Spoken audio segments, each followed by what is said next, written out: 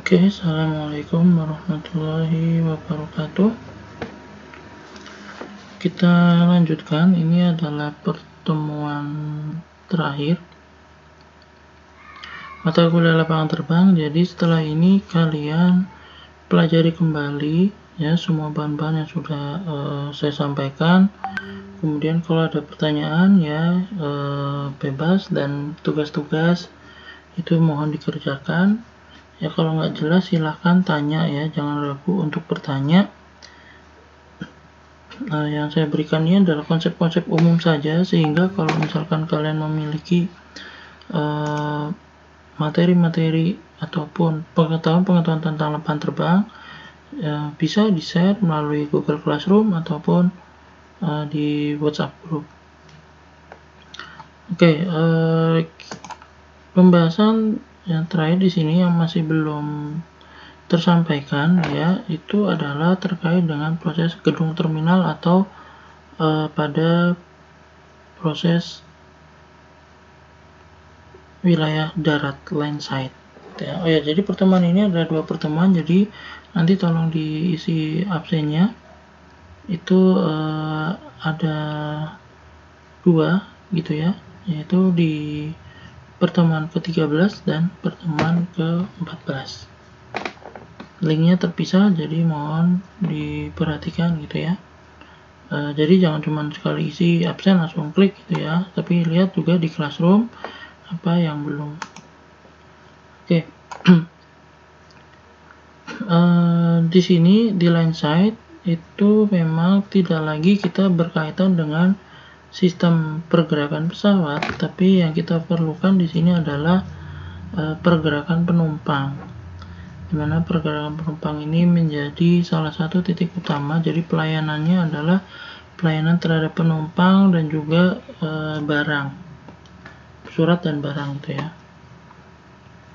Nah, sehingga bagaimana membuat penumpang ini nyaman, aman, mudah di dalam akses menuju ke pesawat. Nah, itu semua berada pada tanggung jawab di terminal building.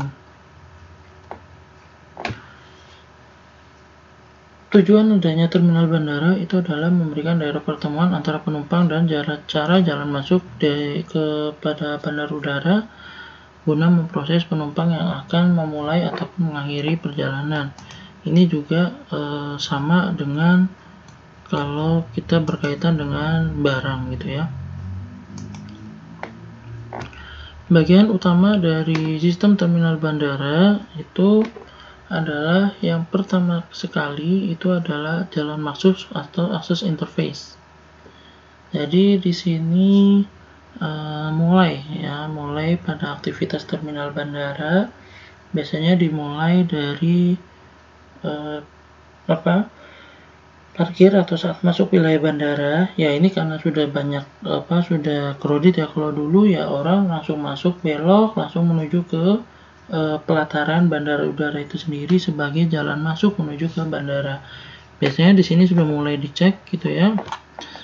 Mulai dari pemrosesan parkirnya, sirkulasi parkir, kemudian sampai kepada pemeriksaan tiketing dan lain sebagainya.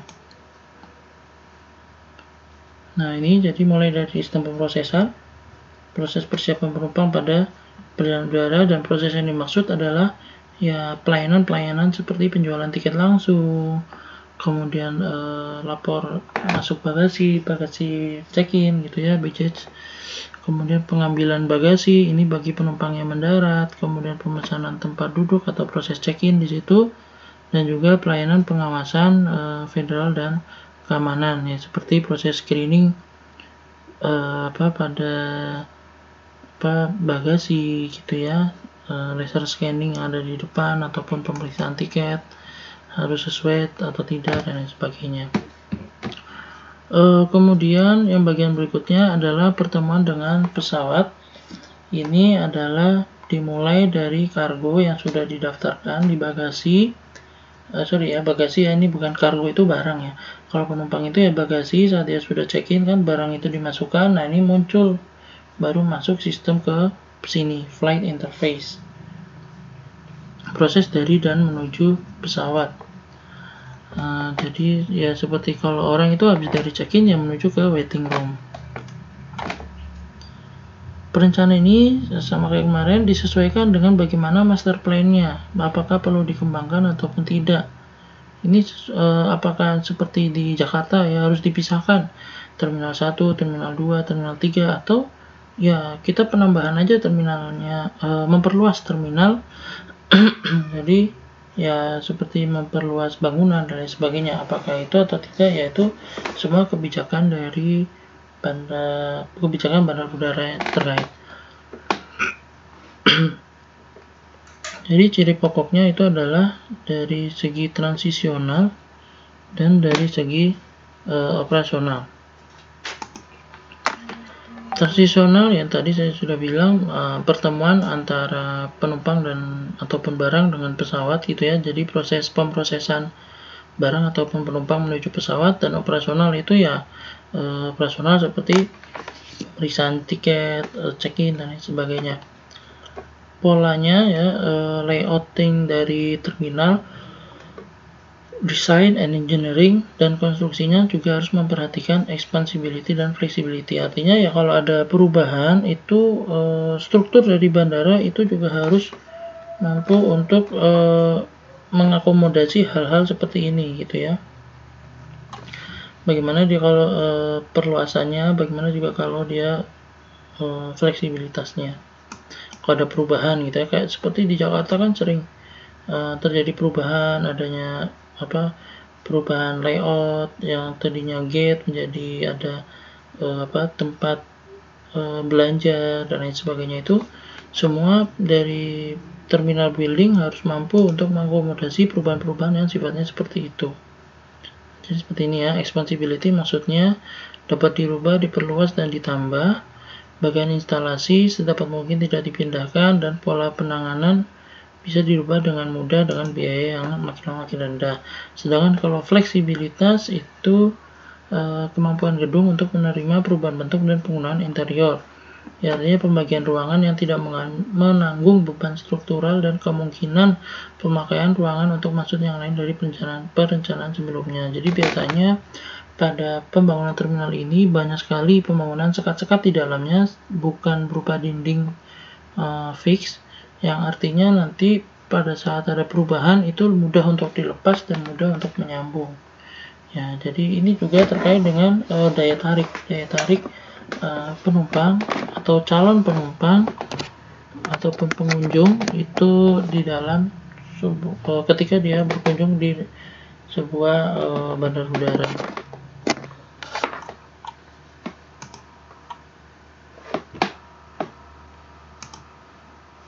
Nah, aktivitas di dalam terminal itu sendiri itu pertama itu jalan masuk itu bisa aktivitasnya bisa dari mengemudi diri sendiri ataukah diantar ataukah menggunakan angkutan umum. Tuh. Sehingga fasilitas fisik yang harus disediakan di sini itu adalah jalan raya menuju bandara. Kemudian kalau ada sistem kereta api ya berarti bagaimana pembangunan jalur relnya. Kemudian tempat transit, parkir dan lain sebagainya itu menjadi pelayanan dari bandar udara itu sendiri.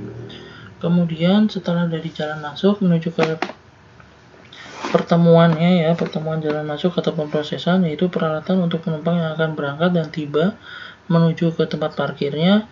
Ya, yang diperlukan adalah curb ya, pintu keberangkatan, area kedatangan, parkir juga ada parkir inap, parkir reguler. Kalau ada kereta berarti ada peronnya gitu ya, ada peron transit. Nah, ini adalah infrastruktur fisik yang harus disediakan guna melayani dari pergerakan penumpang ataupun barang itu sendiri. Kemudian masuk ke pemrosesan ini mulai dari pelayanan tiket ya, tiketing, membeli tiket atau proses artinya kantor penjualan. Kemudian penyerahan bagasi, pelayanan paspor, ini kalau imigrasi. Kemudian untuk mengambil bagasi bagi kedatangan itu semua adalah masuk ke pemrosesan dari penumpang.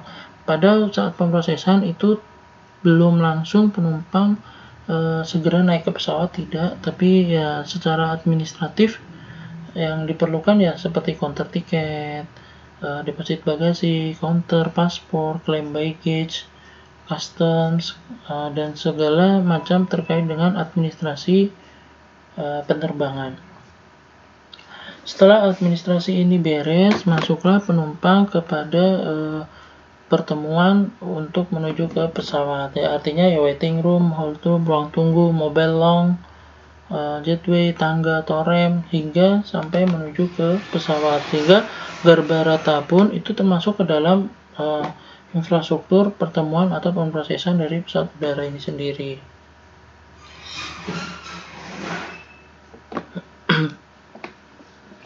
Nah, sehingga kalau dari aktivitas ya ujungnya adalah penerbangan. Untuk fasilitas fisiknya yaitu ke airside.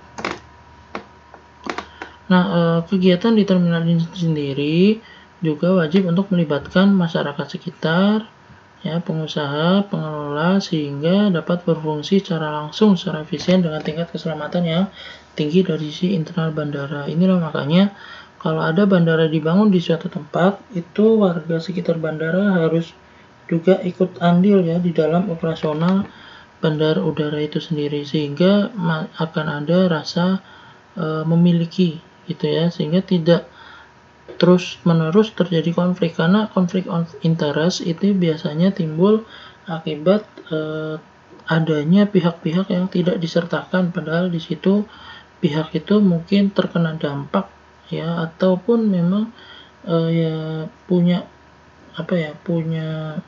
andil yang berada di sekitar wilayah bandar udara itu sendiri. Sehingga demi keselamatan biasanya warga-warga sekitar bandara itu diberdayakan di situ supaya dia sama-sama untuk menjaga bandar udara itu sendiri. Kemudian untuk penumpang ataupun barang itu sebisa mungkin itu direncanakan yang paling cepat, paling simpel, dan yang paling efektif. Ya, artinya ya mulai datang itu tidak langsung serta-merta jauh menuju check-in, kemudian tidak terlalu jauh untuk menuju ke hold room atau waiting room, kemudian mudah untuk mengakses pesawat.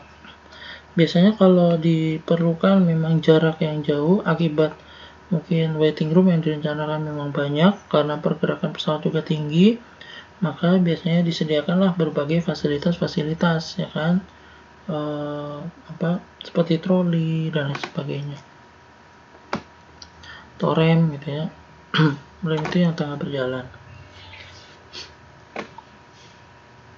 Nah, jika penanganan pos dan barang dilakukan dengan kendaraan yang sama untuk bagasi, maka perencanaan meliputi juga sirkulasi yang berada di apron. Ini khusus untuk baggage gitu ya. Ini ya, kita lihat arus pergerakan penumpang. Yang arus pergerakan penumpang itu yang tanda hitam ini. Dari vehicle platform, ini artinya jalan raya. Ini masuk ke area kedatangan. Masuk ya, ini kalau kedatangan dia claim baggage, keluar di sini.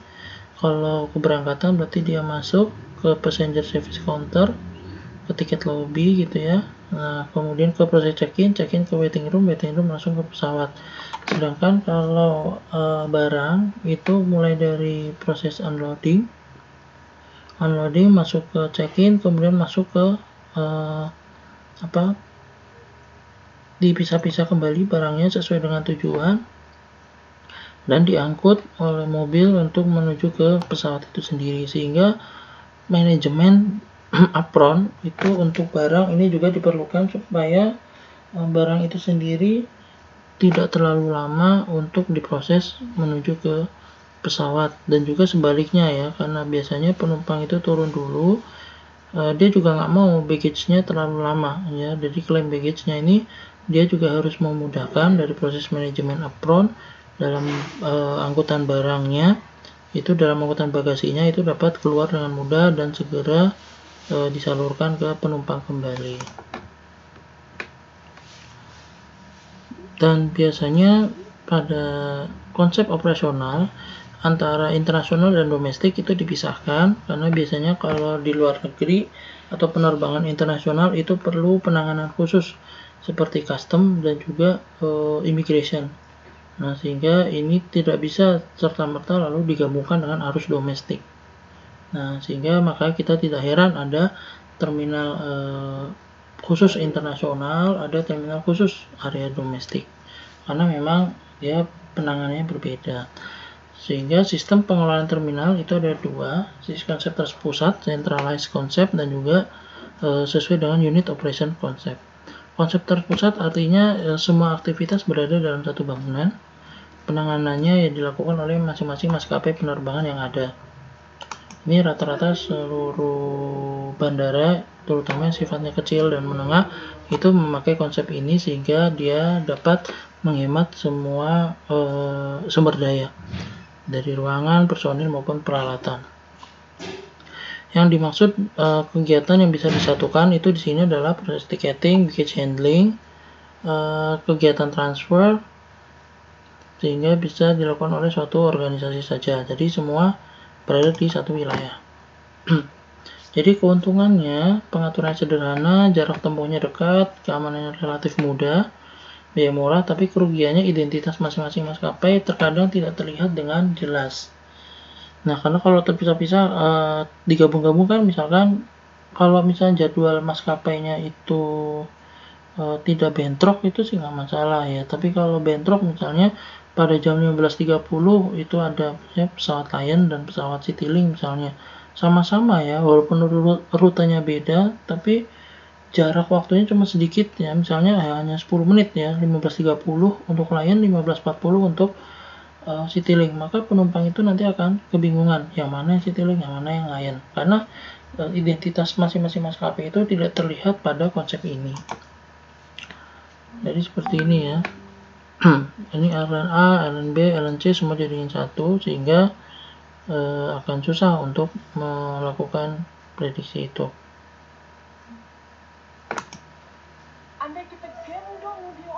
Nah, kemudian ada juga yang namanya konsep consolidation. Dia tetap pemrosesan penumpang dan barang berada dalam satu bangunan, tapi ditangani dari satu badan pengelola. Nah, di situ pengaturannya cukup sederhana, biayanya murah gitu ya, penghematan juga bisa berlangsung di situ, jarak penumpangnya dekat, penjagaan keamanannya mudah. Consolidated itu seperti ini. Kalau tadi itu terpisah-pisah ya, antara masing-masing maskapai itu sendiri-sendiri dia ngaturnya, tapi tetap di dalam satu ruangan yang sama. Tapi kalau consolidated berarti dia terkonsolidasi jadi satu, jadi semua maskapai jadi satu gitu ya. Dan ini kerugiannya memang ya kayak tadi saya katakan, kalau tadi itu masih hanya sederhana, kalau ini justru lebih bisa dikatakan lebih parah, karena semua maskapai gabung jadi satu di situ, sehingga terkesan ya campur aduk.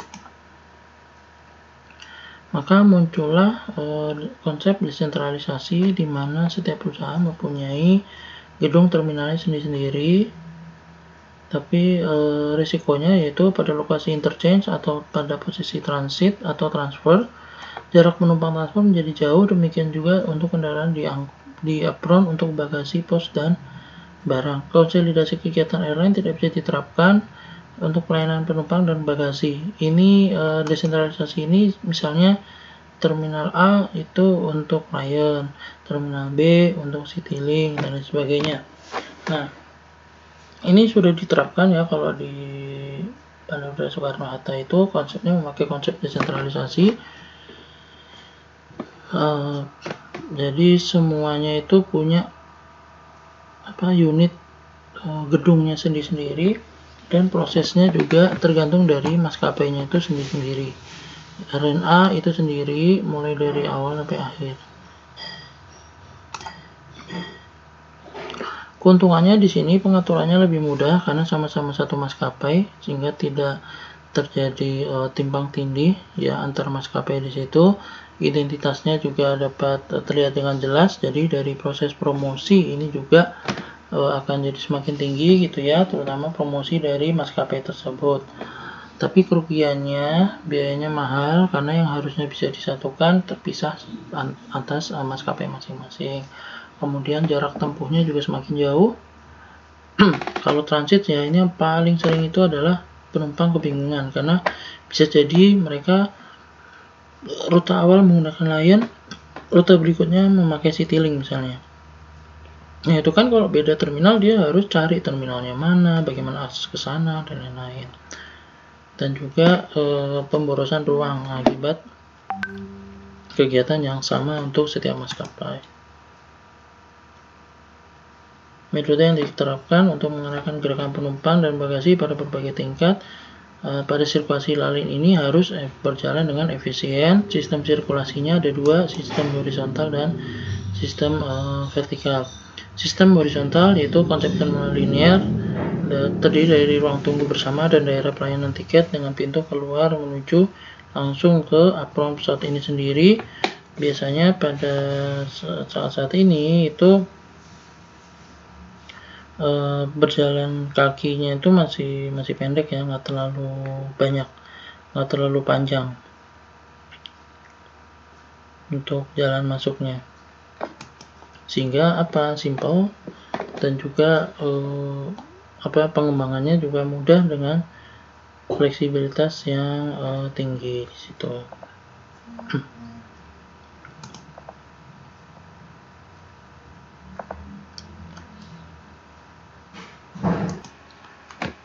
Jadi konsep pada sistem distribusi horizontal ini memang kerugiannya adalah penggunaan ruang tunggu bersama akan kurang efisien dan membingungkan penumpang pada saat informasi keberangkatan maupun kedatangan. Jadi seperti ini ya, jadi dari parkir langsung ke akses ya, langsung ke terminal. Kalau dia tuh level terminal passenger boarding bridge, kalau memakai Garuda ya berarti dari terminal langsung ke Garuda masing-masing. Kalau tidak ya langsung dari gate itu langsung menuju ke pesawat. Sedangkan kalau memakai airside concourse ya ini seperti kalau di Jakarta gitu ya. Jadi dari terminal masuk ke ruang tunggu, masuk gate-nya itu nanti tergantung pesawat mana. Jadi nanti punya ada lorong tersendiri untuk masuk ke pesawatnya masing-masing. Kalau yang ini sendiri ini kalau memakai kurva linear, tapi sama saja dia memakai sistem distribusi horizontal linear. Nah ini kalau dengan dermaga itu seperti ini. Pada konsep terminal dengan dermaga jari ini sebenarnya sama ya, konsepnya tetap pada sistem distribusi horizontal. Jadi semua pada satu lantai. Hanya saja setelah pada terminal itu dibangun kembali ya dermaga-dermaga seperti dermaga yang nantinya akan menuju ke pesawat masing-masing. Konsep ini mirip dengan concourse ini, airside. Kalau di sini itu konsepnya linear, jadi kayak satu lorong saja. Tapi kalau ini sudah berbentuk seperti bentuk dermaga. Jadi terminal langsung masuk ke dermaga-dermaga masing-masing untuk menuju ke pesawat. Keuntungannya di sini itu dapat dikembangkan ya sesuai dengan peningkatan kebutuhan, terutama dengan konsep dermaga ini, maka di terminal ini dapat dimanfaatkan semaksimal mungkin, terutama untuk dari segi operasionalnya. Dan kalau dengan penggunaan dermaga ini itu dari segi biaya operasional akan jauh lebih ekonomis ya, karena dia akan jauh lebih simpel. Di sini orang akan segera meninggalkan terminal menuju ke gate-nya masing-masing. Ya, biasanya di dermaga ini sudah dilengkapi juga dengan waiting room-nya. Tapi memang kerugiannya kalau konsepnya ini adalah dia jarak berjalan kakinya itu akan sangat jauh, mulai dari depan sampai ke pelataran pesawat, apalagi pesawatnya itu berada di ujung. dan adanya atau kurangnya hubungan langsung antara pelataran depan dengan posisi pintu ke pesawat, sehingga ini akan menimbulkan nanti kalau penumpangnya tidak tahu, penumpang akan kebingungan pesawat mana yang akan saya masuki. Juga bisa juga dengan konsep terminal dengan dermaga jarak jauh atau remote piers. Jadi terdiri dari bangunan terminal utama dilengkapi dengan akses biasanya melewati koridor bawah ya. Di sini ini pemrosesan penumpang tetap berada pada terminal utama dan di dermaga jarak jauh. Ya, artinya kalau sudah di pemrosesan di sini masuk ke waiting roomnya itu ya nanti sesuai gitu ya. Nah, ini memakai dermaga jarak jauh. Biasanya di bawah tanah sehingga tidak mengganggu. Ada juga yang bentuknya seperti satelit. Ya, pada konsep terminal satelit ini gedung dikelilingi oleh pesawat yang terpisah dari terminal masing-masing. Pesawat dicapai melalui penghubung atau konektor. Jadi ini seperti posisi satelit ya, sendiri-sendiri dia. Nah, di sini itu ada akses, ini akses jalannya di sini, parkirnya di sini, terminal, dari terminal nanti langsung masuk ke remoting satelitnya. Tuh. Keuntungannya adalah adanya penyesuaian terhadap ruang tunggu keberangkatan bersama dan fungsi lapor masuk, artinya ada pengendalian yang mana yang akan masuk, yang mana yang akan keluar, tidak campur aduk jadi satu berada di terminal. Dan juga manuver pesawat juga akan lebih gampang ketika berada di struktur satelit ini. Ya, jadi secara umum juga kapasitas akan semakin besar. Tapi kerugiannya adalah biayanya terlalu tinggi karena dia harus membangun akses lagi dari terminal menuju ke satelit, belum lagi pembangunan di gate-nya di sini ya.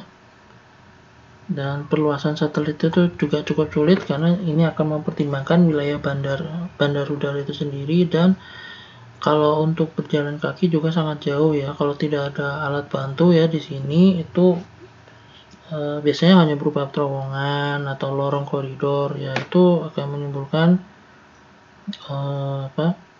perjalanan penumpang itu sendiri yang semakin lama semakin jauh.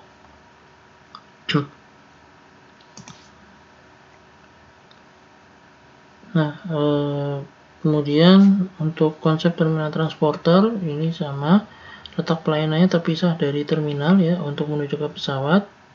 Pengangkutan ke pesawat memakai kendaraan, ini memakai transporter, mungkin beberapa pertemuan yang lalu sudah kita bahas juga terkait dengan transporter ini.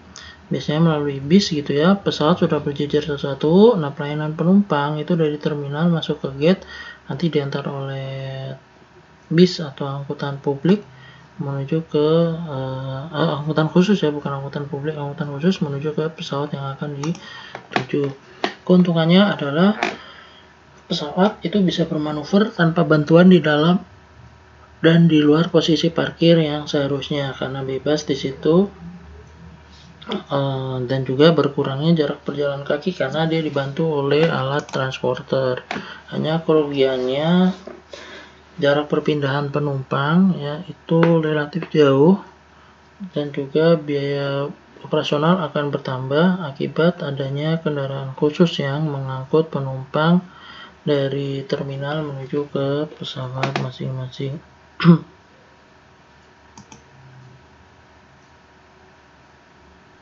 Nah, kemudian yang berikutnya ini konsep unit terminal ya, dia sendiri-sendiri ya sifatnya di sini. Jadi semua terminal misalnya ada terminal untuk Lion, ada terminal Citylink ataupun yang lainnya, tapi semua terminal ini terpisah dan diakses oleh satu jalan khusus ya untuk menuju ke terminal masing-masing. Ini identitas maskapai akan jauh lebih ditonjolkan di sini, dari segi promosinya juga lebih bagus, dan makanya dari segi investasi juga akan sangat menjanjikan. Tapi kalau untuk transit atau transfer ya itu sangat susah karena harus pindah-pindah terminal ya kan. Yang pertama Citylink, misalnya di sini, Lion di sini ya kan. Waduh, atau rute ya, rute Jawa di sini, rute Kalimantan di sini misalnya. Wah, ini kan harus jauh nih. Harus jalan dulu, atau memakai bis pun membutuhkan waktu tertentu untuk mencapainya.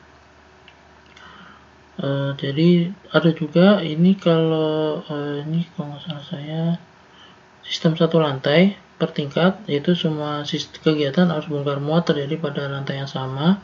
Dan untuk menghindari sirkulasi arus berpotongan, maka dilakukan pemencaran horizontal dari gerakan antara gedung terminal dan pesawat pada posisi bongkar muat. Ini penjelasannya ya. Jalur-jalur sirkulasi direncanakan berdasarkan jumlah gerakan pada jam puncak untuk dua arus lalu lintas yang berlawanan, kecuali lobi tiketing dan tempat mengambil bagasi. Perusahaan dengan jadwal ringan dapat mengurangi jumlah personil karena mereka juga bisa melayani penumpang dan juga bongkar muat. Jadi seperti ini. Jadi kalau sistem satu lantai itu ya semua ini yang biasa ya di kita. Mulai dari kedatangan itu semua berada di satu lantai yang sama. Nanti dia dibagi-bagi, check-in 1, check-in 2, check-in 3, check-in 4. Ketika dia sudah melakukan check-in, dia langsung bersama-sama masuk ke scanning barang. Scanning barang langsung masuk ke area tunggu. Itu kalau sistem satu lantai. Kalau multi-level system, yaitu pemisahan arus dan gerakan lalu lintas penumpang dan lalu lintas bagasi bisa dibuat satu arah yang tidak saling memotong. Jadi contohnya adalah ini ya. Jadi kalau dari domestik ke internasional mendarat di terminal 3, kemudian di gate 13 ya datang, kemudian naik terminal ke terminal 2, ke lantai 2. Ini untuk penumpang ya, periksa dokumen, Anda siap berangkat. Ini kalau bertingkat atau multi level ya. Jadi dia sudah menjadi satu sistem yang tadinya di lantai 1, lantai 2 beda terminal gitu. Nah, ini termasuk yang sistem multi level. Sistem satu lantai A itu biasanya pada pelabuhan udara yang kecil atau bandar udara yang kecil ataupun sedang. Ini biasanya dari segi proses sirkulasi penumpang dan barang itu terjadi pada satu level yang sama. Jadi yang misalnya yang berangkat yang ke sana, pulang ke sini. Keuntungannya desainnya sederhana, semuanya berada di dalam satu lantai yang sama. Dan juga ini efisien bagi maskapai-maskapai yang tidak terlalu padat, biasanya di penerbangan perintis gitu ya. Ini yang paling gampang, masuk dan keluar itu di pintu yang sama. Tapi kerugiannya adalah akan ada benturan sirkulasi antara penumpang dengan layanan operasionalnya. Ada juga yang berupa satu lantai B atau 1,5 level. Ini tujuannya adalah penumpang tidak perlu naik apron dan terhindar dari panas dan hujan, maka dibuatlah lantai kedua. Ya, ini yang sering terjadi. Saya kurang tahu ya kalau di kita itu berbeda. Ini kalau sering, kalau nggak salah di Jakarta gitu ya. Kalau naik, nah, ini kalau nggak salah saya sedang memikirkan apakah Bandara Sultan Syarif Kasim ini termasuk ini atau tidak. Jadi ini maksudnya gini, kalau mau berangkat, penumpang itu akan lewat atas, jadi langsung misalnya pakai Garbarata kan berarti berada di atas gitu kan, langsung di atas. Nah, tapi kalau mau turun ya itu orang lewat bawah. Ya mungkin Bandara Sultan Syarif Kasim bandara kita memakai sistem ini ya. Jadi dia kalau untuk berangkat naik ke atas, kalau untuk turun ya dia langsung lewat bawah, sehingga tidak terjadi benturan yang lebih tinggi di situ.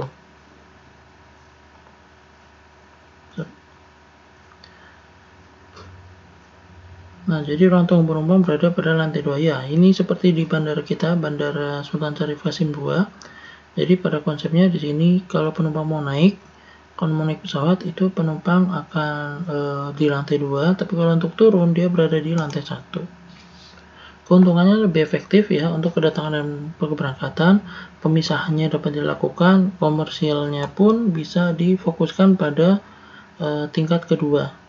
Ya, karena memang pada saat di waiting room di sini kan otomatis yang berangkat itu ya hanya calon penumpang yang akan naik ya, artinya proses bisnis akan banyak terjadi di sini. Tapi kerugiannya masih memungkinkan adanya tabrakan ya karena itu tadi ya, kalau misalkan mau berangkat tapi di area kedatangan dan keberangkatan itu sama, itu biasanya masih ada tabrakan sirkulasi ya, tapi ini sudah mulai banyak terkurangi ya daripada yang awal tadi, semua yang satu di sana satu di sini gitu.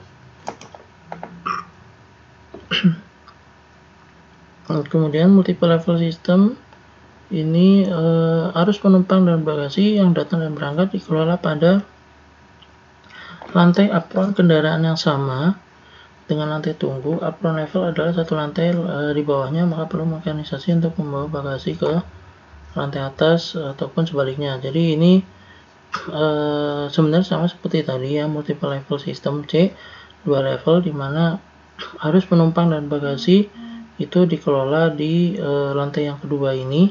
Tapi untuk penumpang dan juga barang, ini pemrosesannya di sini, tapi kalau penumpang dan barang itu berada di lantai atau beda lantai gitu ya. Jadi ini prosesnya di sini, kemudian nanti bagasi turun ke sini dan kemudian ke atas kembali. Harus penumpang dan bagasinya. Kemudian di sini multiple level system C kombinasi ya. Sistem operasional digabungkan secara terpusat, kemudian pemisahan dilakukan secara vertikal. Lantai 1 digunakan untuk penumpang kedatangan, lantai 2 untuk keberangkatan, administrasi serta pengunjung. Ya, ini mungkin yang sering juga di kita ya. Lantai 1 itu untuk penumpang kedatangan, bagasi, barang. Kemudian nanti untuk lantai 2 itu adalah terkait dengan keberangkatan. Keuntungannya, ketinggian pintu pesawat menjadi acuan desain level atas karena di sini adalah terkait dengan keberangkatan. Jadi sebisa mungkin pesawat harus berada paling dekat dengan gate sehingga penumpang langsung naik ke sana. Penggunaan sistem ini dapat menghindari terjadinya crossing sirkulasi karena keberangkatan itu lantai 2, kedatangan lantai 1, artinya sudah benar-benar terpisah. Dan tapi kerugiannya memang mahal dan biaya operasionalnya juga tinggi karena dia terpisah ya. Ini yang pelayanan bawah, pelayanan kedatangan, pelayanan atas adalah pelayanan keberangkatan. Tapi untuk ini multiple level system C ini sendiri itu cocok untuk tanah yang miring sehingga diperlukan penimbunan atau urukan supaya dia bisa dari strukturnya itu sendiri nggak terlalu terlihat.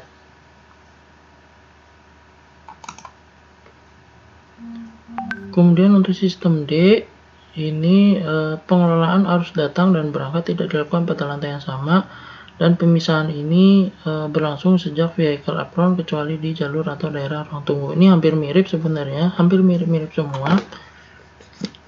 Kalau di sini mulai dari awal itu memang sudah tidak terjadi penggabungan, yang berangkat toh, yang kedatangan ya kedatangan aja gitu ya. Nah, jadi memang benar-benar berbeda antara wilayah kedatangan dan wilayah keberangkatan. Nah, kalau yang multi level system E ini naik turun penumpang dan bagasi di bagian apron ya, di dalam parkir pesawat itu tingkatan yang sama gitu ya. Jadi mau naik mau penumpang di gate yang sama.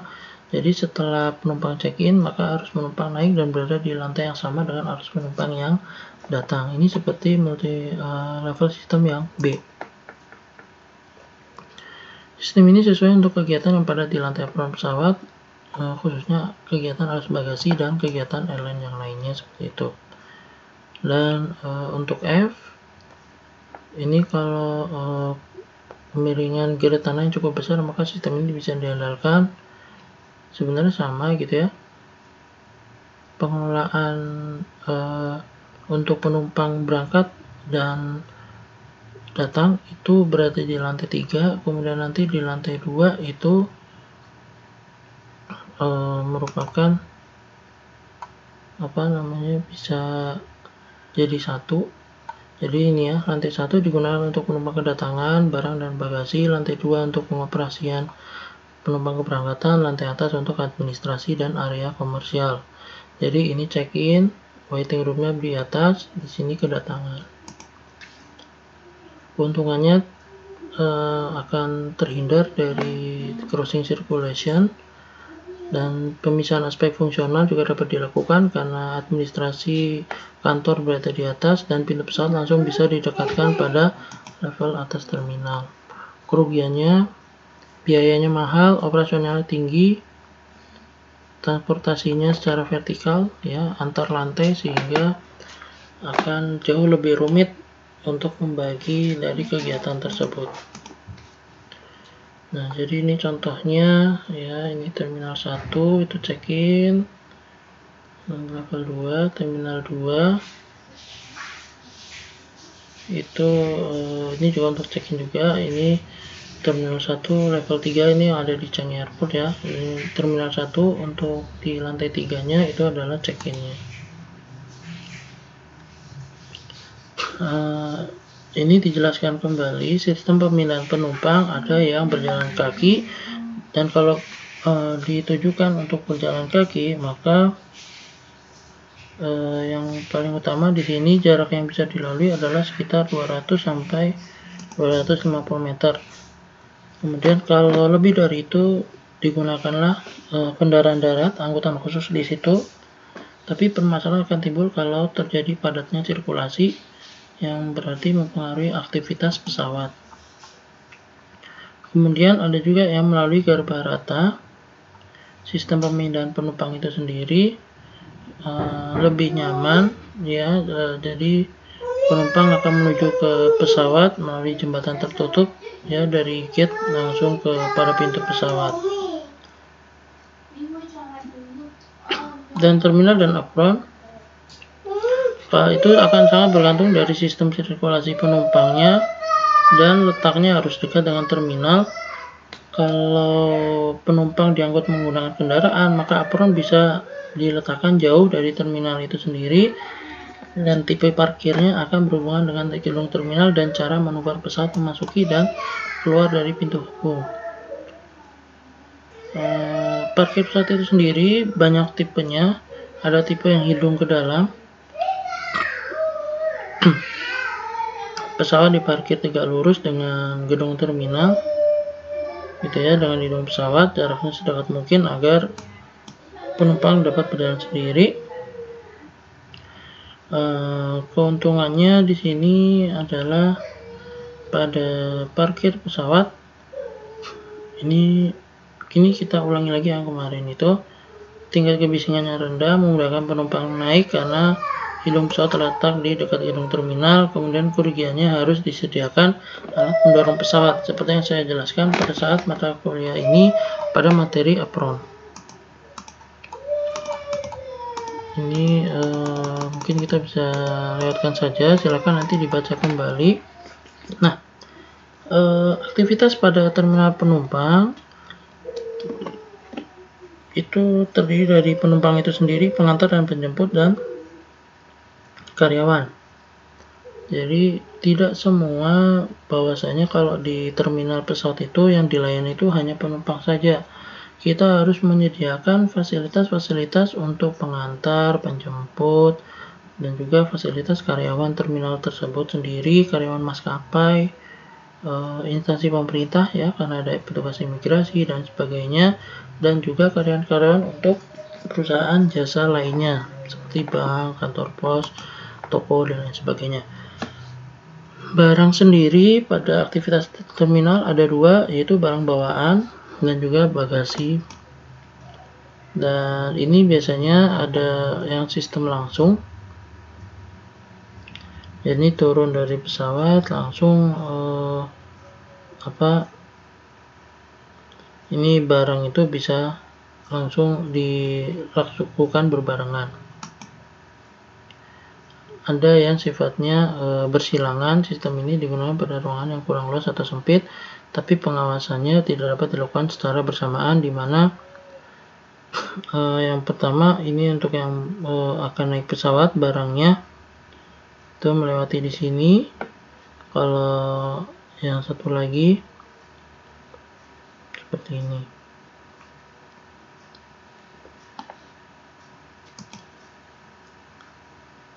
Kemudian sistem check-in baggage ini juga kalau sistem linear ya berarti dia langsung ya jadi satu di situ, mulai dari counter, kemudian baggage-nya itu langsung jadi satu di situ. Kemudian kalau sistem langsung flow through counters, ini ruangan besar dan biasanya hanya untuk transaksi bagasi biasa saja. Ini jadi barang langsung ditaruh, jadi penumpang itu check-in duluan, kemudian baru ngantarkan barang. Dan posisi bongkar muat ini juga jumlah tempat dan pengaturan posisi sangat mempengaruhi bentuk bangunan terminal. Pada sistem satu lantai, jumlah lalu lintas relatif rendah, maka kegiatan dan arus bisa berjalan efisien jika pesawat ditempatkan pada posisi yang sejajar dengan muka. Jadi posisi bongkar muatnya akan jauh lebih mudah ketika pesawat itu ditempatkan posisi yang sejajar dengan muka gedung terminal, ya artinya sejajar gitu ya. Ini terminal, pesawatnya bentuknya seperti ini parkirnya. Tapi kalau lalu lintas cukup padat, maka penggunaan pola jari ini akan sangat mempengaruhi dengan pusat bongkar muat barangnya. Pengaturan posisi bongkar muat pesawat itu sendiri itu didesain sedemikian rupa untuk mengurangi biaya konstruksi permulaan untuk posisi pesawat, biaya konstruksi jalur karena jarak jalan penumpang untuk mencapai posisi pesawat terjauh bisa dikurangi, dan mengurangi waktu dan jarak yang harus ditempuh penumpang dan kendaraan yang bergerak di apron untuk mencapai posisi yang paling jauh.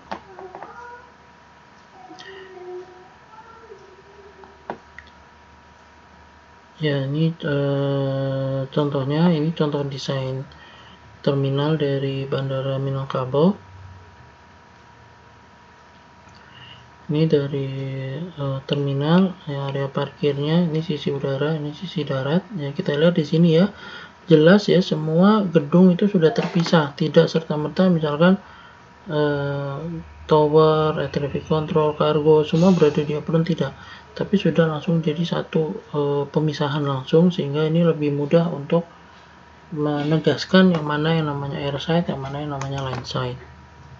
Seperti ini.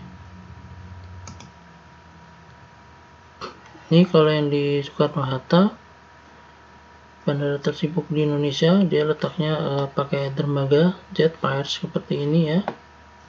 Kita lihat, ini bukan satelit. Kalau satelit itu nanti beda lagi, karena di sini ini adalah terminalnya ada di sini. Dan jadi seperti dermaga saja. Kita lihat runway-nya itu ini.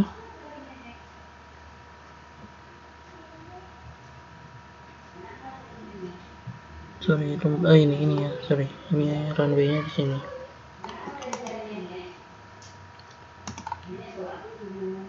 Ini cek ruang tunggunya yang berada di terminal A, seperti ini.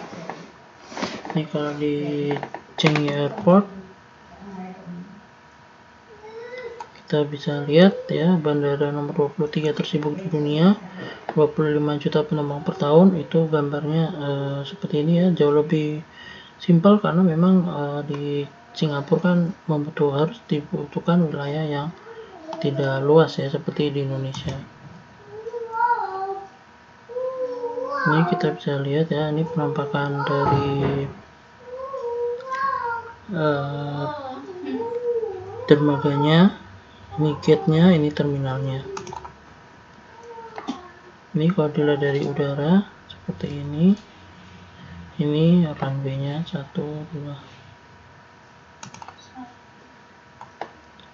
2. Nah ini ya, karena saking sempitnya di Singapura, dia atasnya pesawat, bawahnya mobil. Ini di Changi Singapore International Airport. Di dalamnya ini wilayahnya bebas gitu ya, sehingga penumpang itu sendiri sangat bebas untuk melakukan kegiatan di situ. Ini kalau di Hong Kong jauh lebih, kita lihat di sini ya, ini bentuknya jari-jari untuk pergerakan pesawatnya. Ini terminalnya di sini. O'Hare Chicago. Wah, ini jauh lebih rumit ya. Ini V ya bentuknya dari runway-nya. Runway-nya juga ada yang runway persilangan. Ya karena memang ini kan bandara nomor 2 tersibuk di dunia, jadi memang sangat kompleks. Kita lihat di sini ya, ini sistemnya seperti ini.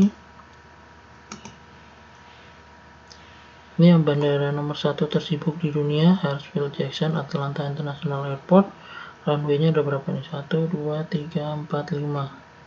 Apron-nya saja di sini ya. Terminalnya berada di sini. Jadi apron berada di tengah-tengah, terminal di sampingnya.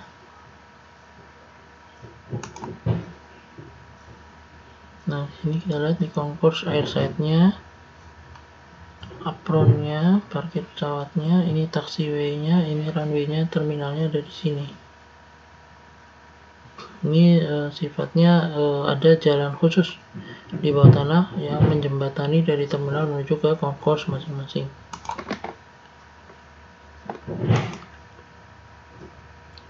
Ini bagian dalamnya ya, sama rata-rata bandara itu memang untuk check-in sendiri itu ruangan yang luas dan bebas gitu ya, jadi penumpang jauh lebih fleksibel dan lebih nyaman untuk di situ.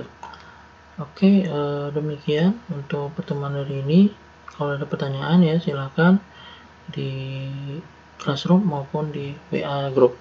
Sekian, assalamualaikum warahmatullahi wabarakatuh.